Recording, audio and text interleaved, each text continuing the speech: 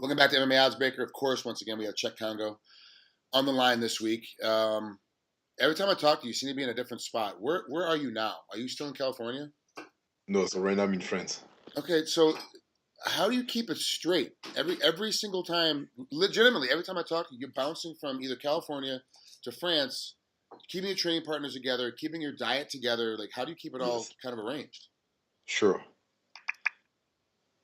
Yeah, because the issue was I was supposed to spend almost a month here, right after the fight, after my last fight, because uh, I was supposed to win, anyway, and also just take some break, and also I just set up everything about the seminar and stuff. Hmm? So I took the date, with I booked some date with the guys, with people, just to get them the chance to see me and just teach them, how to work, and be comfortable with the MMA skills. So right after that, just come back, and what I should do, that's just teach them, teach them, give them some class, and don't give up. Even if I lost, I couldn't avoid the seminars and just say, okay, this is what I'm doing, because right now I have the fight at the last minute, so Yeah. I have to cancel everything. So I used to train during the week. During the weekend, I reschedule everything, just so like that, I can mess up about those activity with seminars, and that's it. So I spent like three weeks with people doing seminars, and now I got my last few days, before to leave the country and go back in state. Okay, and it's tough, this travel schedule. But let's talk about the fight with Vitali. What happened in that fight? You lost a 5 round decision. It was unanimous. What do you think could have went a little bit differently? You could have done differently to help win a couple more of those rounds. So right now, it's just the thing who can help me, to get better was to have some more rest, because that's the thing, I didn't listen. So I was so focused to be perfect. So I overtrained. I Okay, overtrained, wow.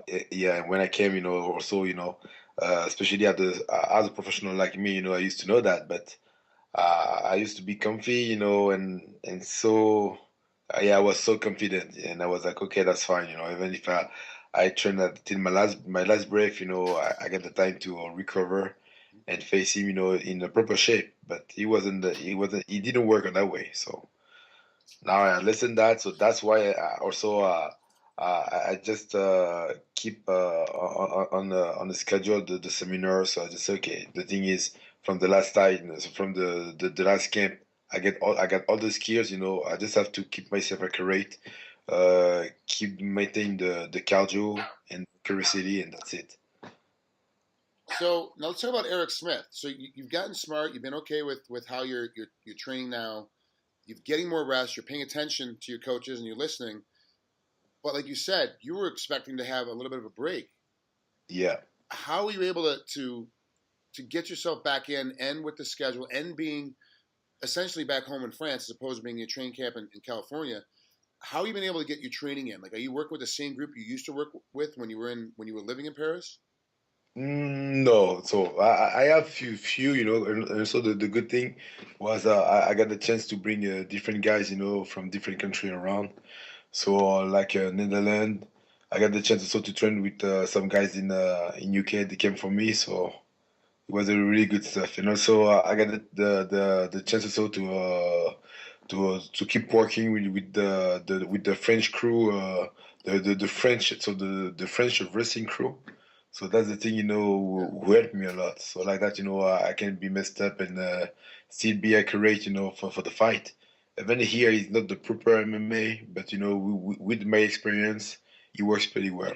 So just about the session, the sparring session I got, during the rub day, that's perfect to correct everything. Okay. So now, what do you think about Eric Smith? You're coming in at your record's 20-9, and his record is 6-1. So obviously, you have a huge edge when it comes to experience of actually being being in front of pro fighters. But what do you see from Eric when you watch tape on him, and what do you think he's going to try to do to you once you Oh, come I, inside? I think you're gonna try to avoid everything I can do. Just try to close the distance and just try to grab me and work on the ground, you know. Yeah, So his biggest thing is going to try to. That's what I thought too when I looked at some tape on him. He's going to try. He's definitely yeah, going to try and stay away, run away, so you make a mistake, then take you down and try to win it on the ground as best he can. sure, yes, yeah. But even with that, you know, it won't be a big deal. You know, I get prepared for that, you know, and that's a good thing. All right, well, Yes. ladies and gentlemen, that's Cheick Kongo.